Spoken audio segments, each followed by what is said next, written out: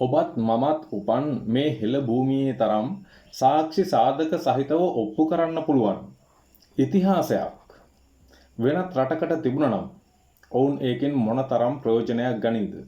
ඔවුන්ගේ රට ලෝකයේ උතුම් රට බවට පත් කරන්නට, ඔවුන්ගේ රට ලෝකයේ ප්‍රෞಢත්වයෙන් යුතු රටක් බවට පත් කරන්නට ඔවුන් මේ ඉතිහාස සාක්ෂි නිරන්තරයෙන්ම පාවිච්චි කරાવી කියලා මට හිතෙනවා. උදාහරණයක් විදිහට ගත්තොත් රටකට තිබෙන එකම ඩයරිය තියෙන්නේ මේ අපේ ලංකාවට, අපේ හෙළ භූමියට. පුද්ගලයාගෙන් පුද්ගලයාට තමුන්ගේ ඉතිහාස කතාව තමුන් ලියාගත්තට රටකට තියෙන ඩයරියක් තියෙනවා නම් මේ ලෝකේ කොහේ හරි පැරණිම ඩයරිය තියෙන්නේ මේ අපේ මාතෘ භූමියට. ඒ තමයි මහා වංශය. වසර දහස් ගානක ඉඳලා එදා පටන් අද දක්වාම ලියවෙන ඩයරිය තියෙන්නේ අපේ රටට. මේ ඩයරිය තුල තිබෙන සාක්ෂි සාධක අරගෙන ඒ අදාළ ස්ථානවලට ගිහිල්ලා ස්ථානීය භූමි පරීක්ෂණයක් කරපුවම ඊට අදාළ සාක්ෂි මනා ලෙස පහළ වෙනවා. නටබුන් මතු වෙනවා. මේ తত্ত্বය තිබෙන රටවල් ඉතාම අඩුයි. අපිටත් හොඳ ෆිල්ම් ඉන්ඩස්ට්‍රි එකක් තිබුණා නම් මේ අද පවතින තත්වයට වඩා මනා ලෙස ඉදිරියට ගිය නවීන තාක්ෂණය පාවිච්චි කරන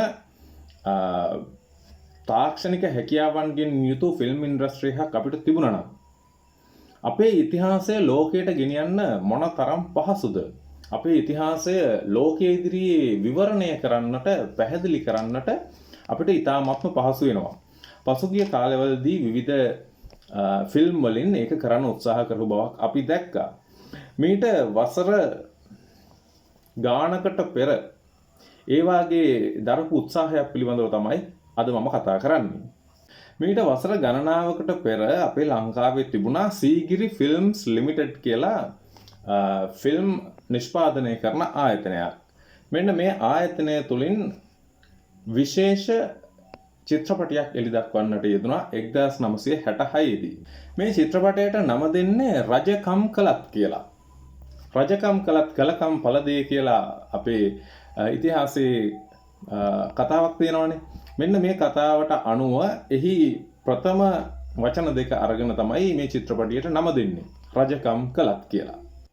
මේ නිර්මාණයට යොදපු රජකම් කළත් කියන නම ඉවත් කරලා සීගිරි කාශ්‍යප කියන නම යොදන්නට තීරණය කරනවා. ඒ කියන්නේ සීගිරි කාශ්‍යප කතා ප්‍රවෘත්තිය සීගිරිය මූලික කොටගෙන අපේ ඉතිහාසයේ තිබෙන මේ කතා ප්‍රවෘත්තිය චිත්‍රපටයකට නගන්නට 1966 දී කටයුතු සිද්ධ වුණා. 1966 ජූලි 7 වෙනිදා සීගිරි කාශ්‍යප නමින් මේ චිත්‍රපටය ලංකාව පුරා තිරගත වෙනවා. මේ සීගිරි කාශ්‍යප ෆිල්ම් එක ප්‍රේමනාත් මොරායස් මහත්මයා විසින් අධ්‍යක්ෂණය ආරම්භ කළත් අවසාන වෙන්නේ බන්දු ගුණසේකර මහත්මයාගේ අධ්‍යක්ෂණයෙන්. සීගිරි කාශ්‍යප රජතුමාගේ චරිතය රඟපාන්නේ සිනමා සක්විති ගාමිණී පොන්සේකා මහත්මයා විසින්. 1957 දී තමයි රූගත කිරීම ආරම්භ කරන්නේ. 1957 දී රූගත කිරීම ආරම්භ කළත් ෆිල්ම් එක තිරගත වෙන්නේ 1966 දී. නොයෙක් කරදර බාධා විශාල ප්‍රමාණයක් මැද මේ රූගත කිරීම කරගෙන ඇවිදිලා ෆිල්ම් එක තිරගත වුණත් අතිශය අසාර්ථක ෆිල්ම් එකක් විදිහට තමයි ඉතිහාසගත වෙන්නේ. මේ සීගිරි කාශ්‍යප ෆිල්ම් එක සඳහා නිෂ්පාදන දායකත්වය සපයන්නේ වෝල්ටර් මේදිස් කියන මහත්මයා. මේ ෆිල්ම් එකෙන් සිදුවුණු පාඩුව දරා ගැනීමට නොහැකිව එතුමා සියදිවි නසාගත්තා කියලා තමයි සඳහන් වෙන්නේ. එතුමාගේ පළමු චිත්‍රපටයත් මේක ඔහු නිෂ්පාදනය කරපු. ඒ වගේම අවසන් චිත්‍රපටයත් සීගිරි කාශ්‍යප. සීගිරි ඉතිහාසයට වුණු දෙයම සීගිරි කාශ්‍යප රජතුමාට සියදිවි නසා ගන්නට වුණා වගේම සීගිරියේ ඉතිහාසය හොයන්නේ නැතුව සිංහල ජාතියට සියදිවි නසා ගැනීමට සිදු වෙලා තියෙනවා වගේම සීගිරි කාශ්‍යප චිත්‍රපටයට නිෂ්පාදන දායකත්වය සපයපු වෝල්ටර් මේදිස් මහත්මයාටත් සියදිවි නසා ගන්නට සිද්ධ වුණා.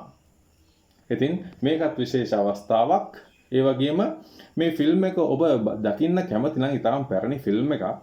ඉතින් බලන්න කැමති නම් ඔබ කමෙන්ට් කරන්න.